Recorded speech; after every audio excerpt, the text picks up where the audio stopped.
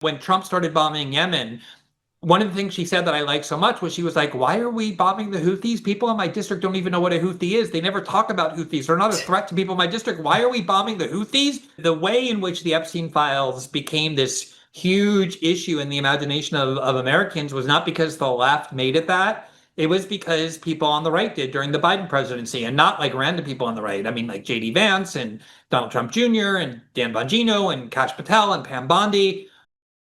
Marjorie Taylor Greene really only defies Trump in two major respects, but they happen to be the wrong respects. So here's Glenn Greenwald sharing the actual truth about why Trump has lashed out in hatred toward Marjorie Taylor Greene and this aspect of the MAGA civil war playing out right now, and what it means for American politics, and why Trump's trying to primary Marjorie Taylor Greene on top of Thomas Massie while siding with Lindsey Graham and Randy Fine. Let's just watch. Please like the video and subscribe to the channel. We began the show by remarking on the breakup between Marjorie Taylor Greene and President Trump. And I have to say, I don't like this at all. Just as we fell in love with MTG, she broke up with Trump. We did not fall in love with MTG because she started saying anti-Trump things. We just thought she was interesting. But she, at the same time, was getting interesting to like the ladies of The View and now CNN. And now I'm like, I don't know exactly what's happening here. She and Trump are fighting. Ugly. He calls her Marjorie Traitor Greene now. She's saying that these comments are endangering her life. And she did a thing that no conservative should do. I mean, truly just, it shouldn't be done. She went on CNN to rip on Trump slash, not other Republicans, but Trump. Okay, this is disingenuous. Ben Shapiro just went on CNN, Megan, on Jake Tapper's show, to drag your friend Tucker Carlson through the dirt. And you'll say this about Marjorie Taylor Greene. Why? Apparently because she sides against Israel and the Israel first mentality. But Ben isn't worth just dragging over the coals for doing the same exact thing. This seems disingenuous. It's also true that Trump broke up with Marjorie Taylor Greene, promising a primary. And even when Marjorie Taylor Greene responded to it, she says she's disappointed, and it is because of this issue and the Epstein files, but also she still supports this administration despite that. This is Trump's doing. He's turned his back on America first, not Marjorie Taylor Greene. Ben Shapiro did it the other day, too, and got all sorts of blowback for it. Like, Republicans don't want to see their people on CNN. It's one thing if you're Scott Jennings and you're taking on a table of Democrats fighting for Trump, but it's another to see, like, you go into the den of the enemy and start bashing your own team. Okay, so fair enough. I'll say she did mention the Ben Shapiro thing. I didn't anticipate she was going to say that. But, she didn't say it in the same way that Marjorie Taylor Greene was wrong for doing this. She said that Ben Shapiro got backlash for it, too. It just seems like she's siding against Marjorie Taylor Greene and for Ben Shapiro still in how she's saying it. But I will give her credit for raising that. But the political establishment and the Trump base is not lashing out against Ben Shapiro for what he said, but is lashing out against Marjorie Taylor Greene, these neocon Zionists. So, and MTG is not dumb. So she did that for a reason. I don't totally understand it yet, but maybe it'll become clear. Here she is on CNN, talking about like her new view on like her role. This is on their Sunday show with Dana Bash yesterday, SOT 6. But we have seen these kinds of attacks or criticism from the president at other people. It's not new. And with respect, I haven't heard you speak out about it until it was directed at you. Dana, I think that's fair criticism. And I would like to say humbly, I'm sorry for taking part in the toxic politics. It's very bad for our country. So just to put a button on this, you regret the things that you have said and posted in the past, the Facebook post that was taken down of you in 2020 holding a gun alongside the squad, encouraging people to go on the offense against the socialists, liking a tweet of somebody calling for the execution of Nancy Pelosi and former President Obama, just examples? Well, Dana, as you know and many people know, I addressed that back in 2021. And of course, I never want to cause any harm or anything bad for anyone. So that was addressed back then. And Okay, they cut this up. I'm not exactly sure what it's referring to in holding a gun with the squad. Maybe I'll have to look into that more, but it is considered a cardinal sin for the Republican establishment, unless you're a Zionist, by the way, like Ben Shapiro, to go on CNN and apologize for wrongdoing on behalf of MAGA or whatever you're trying to say. That is true, but that's just a smokescreen reason. That's not why Trump hates her. It's because she opposes Israel and is one of the biggest campaigners for transparency in the Epstein scandal with Thomas Massie. Coincidentally, the two he's focusing on primarying right now. This is just a smokescreen. They don't care about this. This doesn't impact them, but support for Israel and, uncovering the truth about the Epstein story, which Trump has tried to cover up now for 4 months, more than that probably. Depends on how long you want to go back in this term, but that's the truth. Okay, and just FYI, Brian Stelter tweets out, Marjorie Taylor Greene did something politicians almost never do. She said she was sorry. Well, it's true. They almost never do it. And Republicans really never do it because we all hate the apology now. We hate it. I hate it over my dead body when I run out there and apologize. But Marjorie is definitely up to something. I just haven't totally figured out what, because she is clever. So what do you think is happening here? What are you talking about? She's up to something. She stands on truth regarding Israel and Epstein. That's what she's doing. That's what's incited all this fervor from the Trumpian establishment right now. That's the truth. Let's see what Glenn has to say, though. So I've liked her for a long time. I've had her on my show before. I've talked to her, I've met her.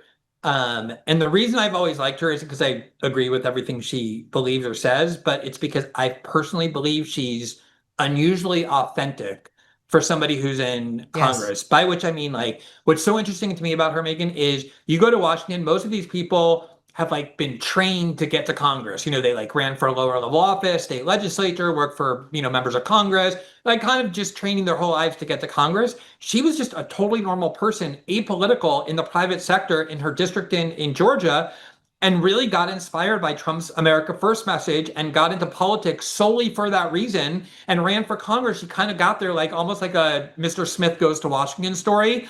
And to this day, she tries not to stay in Washington. She goes back to her constituency more than most people in Congress. I'll just quickly say, when Trump started bombing Yemen, one of the things she said that I liked so much was she was like, why are we bombing the Houthis? People in my district don't even know what a Houthi is. They never talk about Houthis. They're not a threat to people in my district. Why are we bombing the Houthis? And she's speaking for the people in her district as they think, what she tries to remain in contact with. I think part of what this is a genuine kind of reflection on the role she's played, but I don't like the fact. I do think we want politicians to reflect on things they've done in the past, like we talked about Tucker doing and saying, yeah, I really got that wrong. I want to make sure, but you don't go on CNN to do it and get manipulated and exploited by Dana Bash and CNN, because they're not interested in the authenticity of what you're doing. They're just exploiting you for political partisan gain. Yeah, I think that's accurate. I think that's really fair. I'm not saying that Marjorie Taylor Greene has done this operation perfectly. I wouldn't go on CNN anyways. It's a dying industry. It's watched primarily by boomer cons right now. Or I should say boomer libs at this point, right? But he is right. She does come off as genuine. How can you think otherwise? That is her persona. She's actually a genuine person. And just imagine that. She talks about having the interests of her constituents in mind. And by constituents, she actually means the people in Georgia that she represents, not her constituencies in the halls of Foggy Bottom and on the board of Lockheed Martin. She actually means the people she's supposed to represent. And she's right, there's no real constituency outside of the military-industrial complex for bombing Yemen and keeping that starvation blockade going, which has been going on more than a decade, by the way, started by Obama, essentially, to placate the Saudis, because the Saudis hated that the U.S. invaded Iraq because they knew that would invite more Shia influence from Iran. They were right on that. So they had us placate them in their civil war in Yemen that's caused 500,000 deaths right now. And Trump prolonged through one of his sole presidential vetoes to keep that war going. It's something almost no one talks about. Yemen gets almost no buzz, but it should. Oh, absolutely. I mean, they've been running dishonest sound bites of yours truly and many others for weeks now. I mean, you cannot trust them for anything. So I don't know. I mean, the reports are that AOC said that Marjorie asked Trump for like permission or his blessing, endorsement to run for Senate in Georgia, and that Trump said no, and that's why she's mad. I asked Marjorie about that when she came on tour with me the other weekend. She denied that. But now there's definitely a rift where she's one of the 4 Republicans signing on for the release of more Epstein files, which has Trump attacking her. And she's out there saying, you know, the 2 that he's attacking most are people who are, me and Massey, are really pushing him on Epstein, asking if that's a coincidence. He's calling her a traitor now. He withdrew his endorsement of her just as a congresswoman. She's on CNN and The View. You know, I'm not sure what's happening here, but I feel like she does know her district, and I don't think she's in any danger there. You know, I think they love her.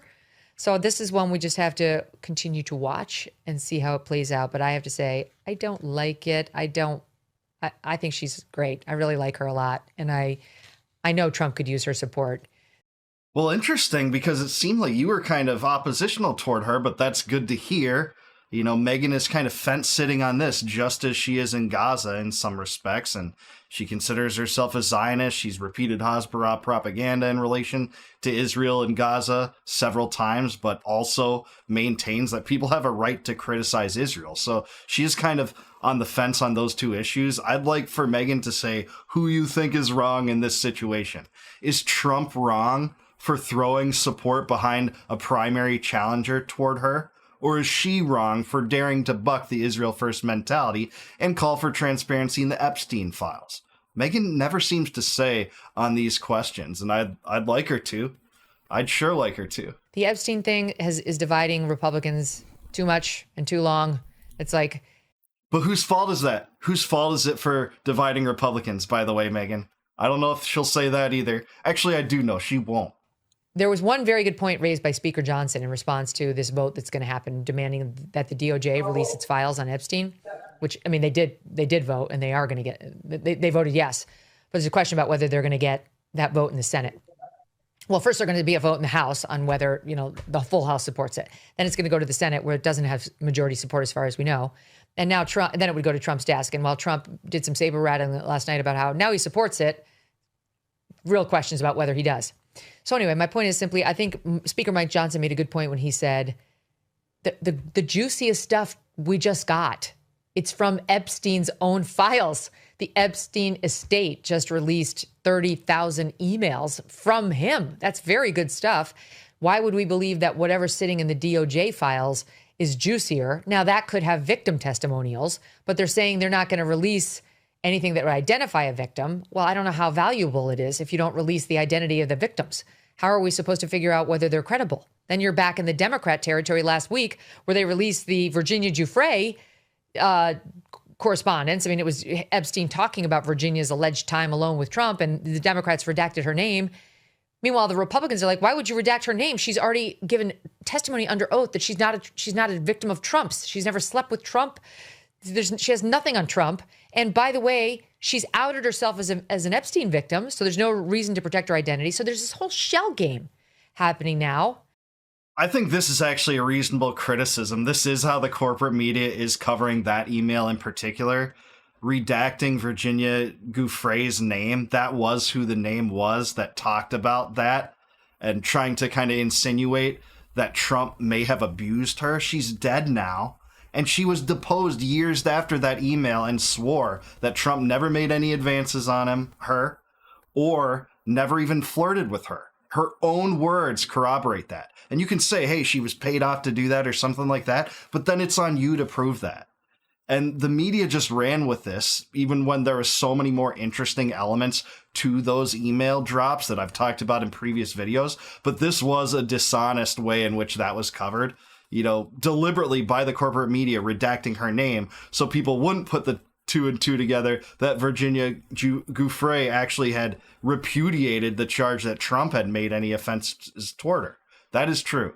And you tell me whether you think something meaningful will come out, A, that it'll get voted for by the full House, the Senate, and signed into law by Trump, demanding that the DOJ release more files, and B, whether there's something in there that's going to be a game changer on Epstein. I think it's mostly a political problem, because the way in which the Epstein files became this huge issue in the imagination of Americans was not because the left made it that. It was because people on the right did during the Biden presidency, and not like random people on the right. I mean, like J.D. Vance and Donald Trump Jr. and Dan Bongino and Kash Patel and Pam Bondi. They were accusing the Biden administration of concealing predators in a predatory ring because they wanted to protect people who are their allies, like Bill Clinton and Bill Gates. That's what put it into the public discourse. And that's why I think it's become a huge liability politically for the Trump administration when they were the ones saying this has to be released to then suddenly get in office and be like, hey, we checked. He killed himself. There's no blackmail list. There's no client list. There's none of that. You don't need to see any of this. I think it was that turnaround that became untenable. That's exactly right. That's exactly what happened. The Republicans in the Trump administration had no one to blame but themselves.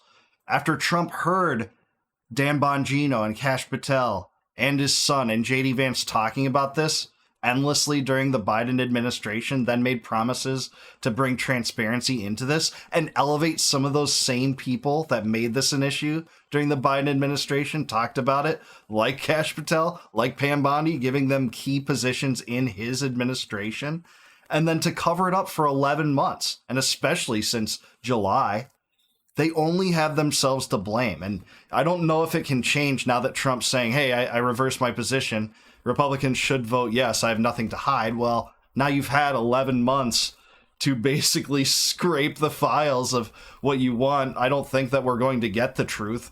And a lot of it's going to be redacted or hidden or, classified, that they won't release certain classified documents. And then it'll just be a new battle to get to the classified documents, like what happened in JFK for 60 years. That's what we're probably going to get again.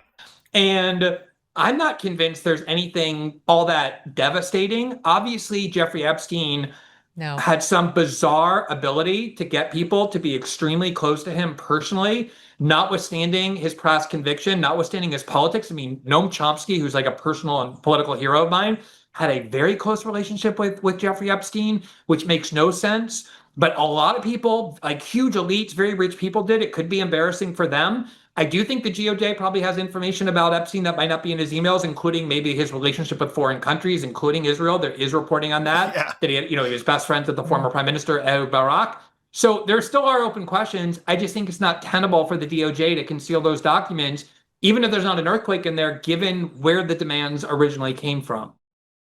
Okay, so first of all, I agree with Glenn Greenwald. It's not tenable to keep this a secret forever. That's what this last, 4 months of controversy around this story has shown.